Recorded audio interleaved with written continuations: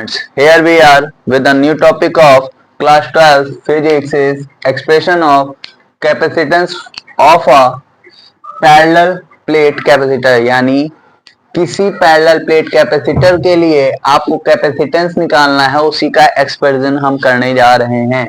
ठीक है, इसमें एक फिगर आप बनाइएगा। पहले तो जान लीजिए पैरेलल प्लेट कैपेसिटर क्या होता है। पैरेलल प्लेट कैपेसिटर क्या होता है बेटे, एक ऐसा मैकेनिज्म तैयार किया जाता है जिसमें दो प्लेट मेटलिक प्लेट होती हैं, उनके बीच में कोई भी डाई इलेक्ट्रिक मटेरियल भर दिया जाता है और उस डाई इलेक्ट्रिक मटेरियल के थ्रू ही आप करंट को एब्जॉर्ब करते हैं या करंट को आप स्टोर करते हैं। ठीक है, तो ऐसे मैकेनिज्म को ही पैरेलल प्लेट कैपेसिटेंस कहा जाता है। उसी की कैपेसिटेंस को अगर कैलकुलेट करना है तो कैसे करेंगे, उसके बारे में हम आज बात कर रहे हैं। ठीक है, तो फिगर एक बनाइएगा जिसमें एक्स एंड वाई ले लीजिएगा, आप प्लेट के नाम ले लेंगे, बाकी बीच में करंट होगा, आपको पता ही है, एक plus charge minus charge, intensity of light होगी और हम उसी के थ्रू इसको प्रूफ करेंगे। चलिए ध्यान दीजिएगा कि जो मैंने फिगर बनाया उसी को लिखा है। फिगर में क्या है कि अकॉर्डिंग टू द फिगर के हिसाब से there is a parallel plate capacitor, आपको दिख रहा है,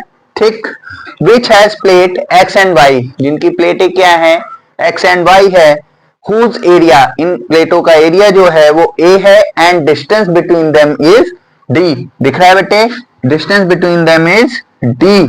ठीक, देन फ्रॉम गॉस थ्योरम के अकॉर्डिंग जब ऐसी कोई कंडीशन बनती है तो इंटेंसिटी ऑफ लाइट क्या हो जाती है, इंटेंसिटी ऑफ इलेक्ट्रिक फील्ड क्या हो जाती है, E इक्वल टू हो जाता है सिग्मा अपॉन एप्सिलॉन नॉट। और मैंने अभी जब शुरू किया उसी में बताया था कि इसमें एक डाई इलेक्ट्रिक मटेरियल होता है, यानी हम डाई इलेक्ट्रिक मटेरियल की वजह से मान लेंगे कि क्लियर। ठीक, अब आगे ध्यान दीजिएगा, बिकॉज क्या होता है V बराबर होता है E इंटू डी, क्या होता है बेटे, E इंटू डी, यानी E की वैल्यू हम V के बाद लिख देंगे। ध्यान दीजिएगा कैसे लिख रहे हैं, तो V बराबर हो जाएगा E की जगह सिग्मा अपॉन के एप्सिलॉन नॉट इनटू में क्या दिया है D। क्लियर, आपको आया यहां तक समझ में।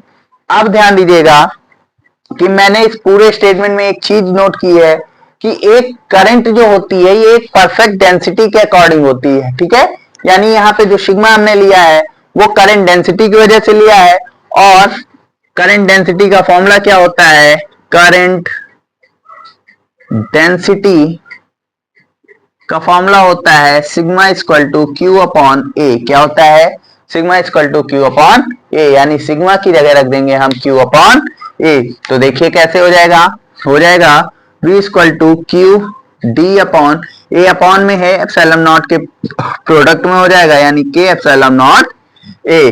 क्लियर, अब लिखेंगे हम कि वी नो दैट, क्या, वी नो दैट, हम जानते हैं। बेटे फिजिक्स की सबसे बड़ी बात यही होती है कि हमें हर स्टेटमेंट में कुछ ना कुछ पता होता है, चाहे वो हमें ज्ञात हो या ना हो। चलिए इसी पर लिखेंगे कि C इक्वल टू क्या होता है, Q अपॉन V। क्लियर, यानी C के बराबर होता है Q अपॉन V, और V की वैल्यू ही हम पुट करेंगे। तो देखिए C इक्वल टू Q और V क्या है ये आपने निकाली, Q इंटू डी अपॉन के एप्सिलॉन नॉट ए।